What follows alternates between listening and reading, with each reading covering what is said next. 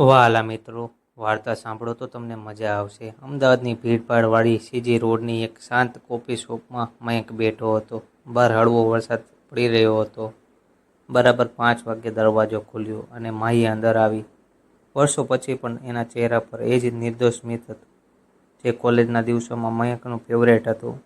તેઓ મળ્યા પણ શબ્દો જાણે ખોવાઈ ગયા હતા. કોફીના કપોમાંથી નીકળતી વરાળ વચ્ચે બંને એકબીજાને જોઈ રહ્યા હતા. કેમ છે? માહીએ મૌન તોડ્યું.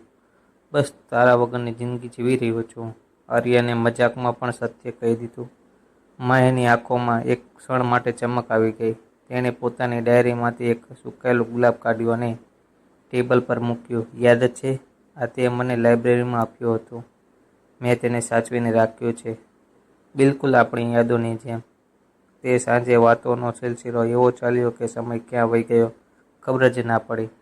જૂની યાદો, એ જ જૂનો ટૂચકાઓ અને ફરીથી જીવંત થયેલો એ પ્રેમ. જ્યારે બંને છૂટા પડ્યા ઊભા થયા ત્યારે મયંકે હિંમત કરીને પૂછ્યું, શું આપણે ફરી મળી શકીએ?